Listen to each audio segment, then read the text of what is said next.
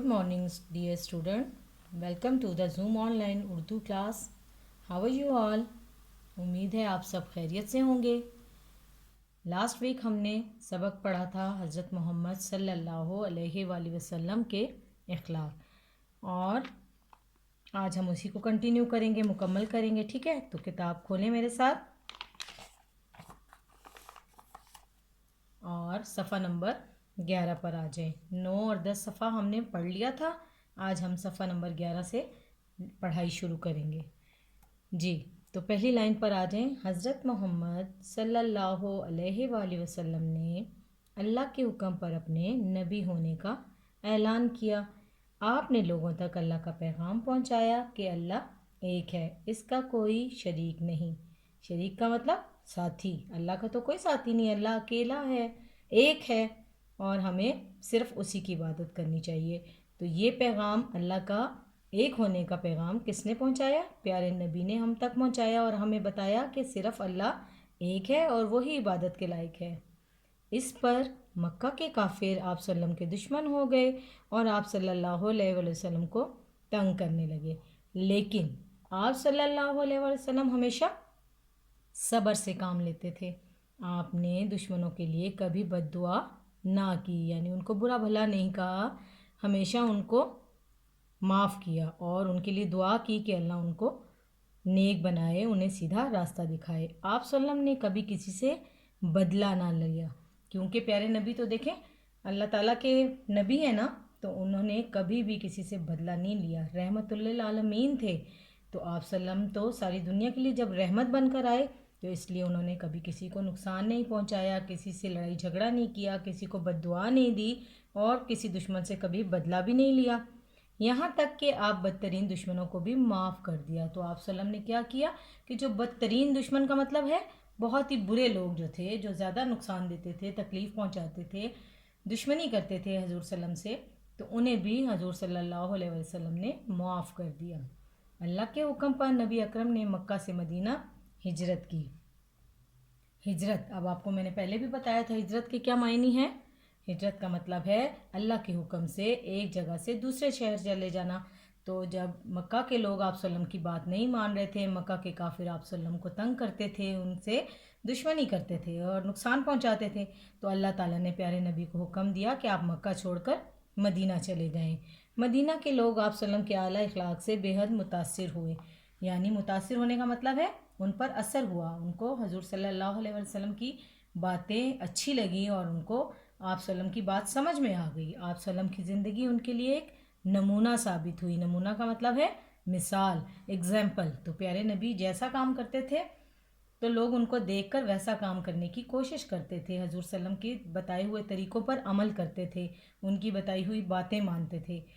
और मक्का के बाद अब जब मदीना चले गए हजूर सल्लम, तो क्या हुआ कि वहाँ के लोग रफ्ता रफ्ता मुसलमान होने लगे। कुछ ही अरसे में इस्लाम फैलना शुरू हुआ और फैलता ही चला गया। यानी कि अल्लाह ताला का पैगाम जब आपने लोगों को दिया तो मक्का के जो काफिर थे उनको छोड़कर आप मदीना चले गए, क्योंकि वहाँ के लोग तो बात नहीं मान रहे थे। और मदीना के लोग जो थे वो हजूर सल्लम की बात को मानते थे, समझते थे, उस पर अमल करते थे। तो कुछ ही अरसे में इस्लाम फैलना शुरू हुआ। इस्लाम क्या है? हमारा मज़हब। याद है ना आपको, आप पढ़ते आ रहे हैं वन से कि हमारा मज़हब इस्लाम है। तो इस्लाम जो था इस तरह फैलना शुरू हुआ और फैलता ही चला गया। नबी अकरम और आपके साथियों की ज़िंदगी तमाम लोगों के लिए अंधेरे में रोशनी की किरण साबित हुई। रोशनी की किरण, इसका क्या मतलब है? इसका मतलब है अंधेरे को ख़त्म कर देना। जैसे रात के अंधेरे के बाद सूरज निकलता है और सूरज की किरणें, रोशनी जो है सारी दुनिया में फैल जाती है और अंधेरा ख़त्म हो जाता है।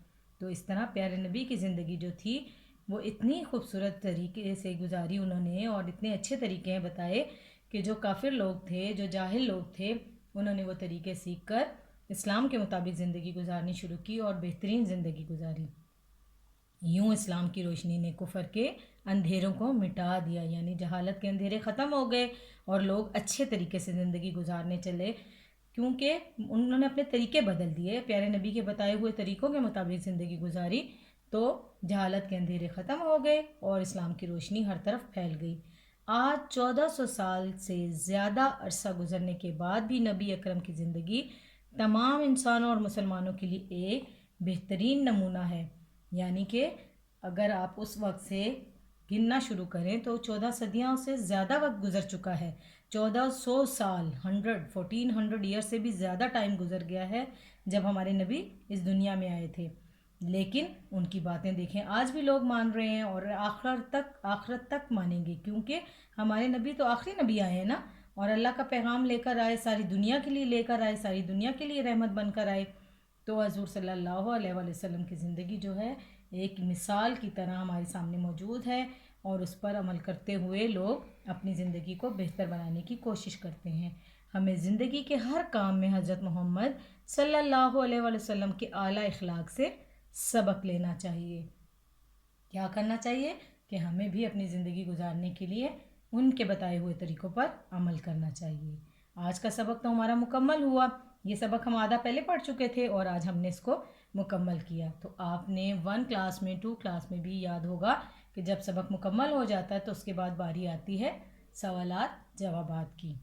ठीक है, और मुश्किल अल्फाज तो मैंने साथ साथ आपको बता दिए हैं ना, लेकिन फिर भी अगर आपको कुछ मुश्किल हो तो मैं एक बार आपके लिए मुश्किल अल्फाज के मायने दोहरा देती हूँ।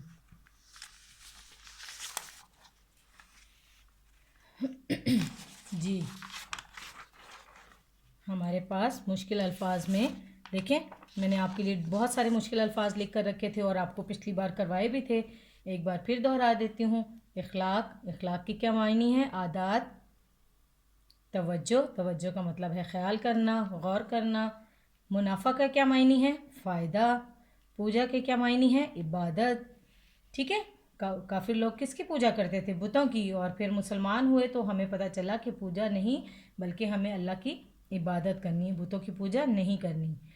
जी, फिर नेक्स्ट वर्ड आ गया है शोहरत के मायने मशहूर होना। अगला लफ्ज़ है खुशखबरी, इसके मायने अच्छी खबर। और नमूना के मायने है मिसाल। फिर है लफ्ज़ कमतर के क्या मायने है?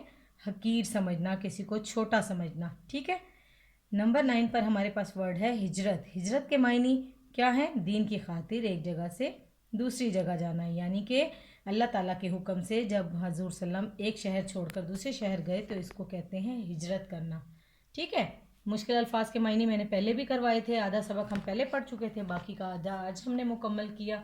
अब हम देखते हैं कि सवालात जवाबात करने के लिए हमारे पास क्या तरीका है। बेटा, आप पहले किताब के आखिर में दिए हुए सवाल करते थे, सबक के आखिर में दिए हुए, लेकिन अब हम स्टार्ट करने लगे हैं तफ़हीम। अब तफ़हीम क्या चीज़ है? देखिए, तफ़हीम में आप ऐसा करेंगे कि सबक से आपको कोई सा भी एक पैराग्राफ दिया जाएगा, आप उस पैराग्राफ्स को पढ़कर उसके आखिर में दिए हुए सवालात के जवाबात खुद तैयार करेंगे। ठीक है, आपने पैराग्राफ को पढ़ना है, समझना है, और फिर नीचे दिए गए सवाल को गौर से पढ़कर जवाब ढूंढना है। क्वेश्चन नंबर 1 मैंने बनाया है, हज़रत मोहम्मद सल्लल्लाहु अलैहि वसल्लम ने किसके हुक्म पर अपने नबी होने का ऐलान किया? तो जब आप ये पैराग्राफ पढ़ेंगे तो देखें, आपको पहली लाइन में ही जवाब मिल जाएगा।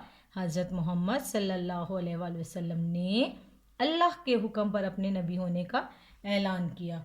तो ये जवाब आपके पास तैयार हो गया। ये जुमला आप पढ़ेंगे तो आपको समझ आ जाएगी कि ये तो हमारे क्वेश्चन नंबर 1 का आंसर है।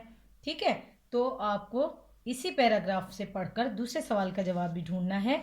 हज़रत मोहम्मद सल्लल्लाहु अलैहि वसल्लम ने किसका पैगाम लोगों तक पहुंचाया था?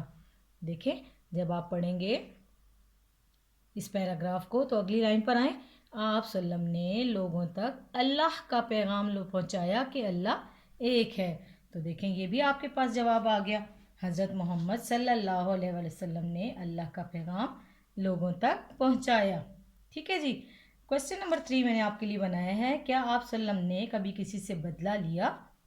आप इस पैराग्राफ को देखें, मुकम्मल पढ़ेंगे पहले तो आपको पता होगा कि हमारे प्यारे नबी सल्लल्लाहु अलैहि वसल्लम ने कभी किसी से बदला नहीं लिया, क्योंकि आप तो रहमतुल्लिल आलमीन थे। तो आपने हमेशा उनके लिए अच्छी दुआएं की कि अल्लाह ताला इनको नेक बनाए, नेकी का रास्ता दिखाए, और कभी भी उनको बदला नहीं लिया, अपने बदतरीन दुश्मनों को भी माफ़ किया। ये पढ़ा है ना आपने सबक में। तो ये इसी सबक का पैराग्राफ मैंने आपको दिया। ये हो जाता है तफ़हीम का तरीका। जब आप इंशाल्लाह रेगुलर हर सबक के साथ तफ़हीम करेंगे तो आप इसको اور بھی آسانی سے سمجھ لیں گے انشاءاللہ. ہم آگے پڑھتے جائیں گے اور تفہیم کو سیکھتے جائیں گے.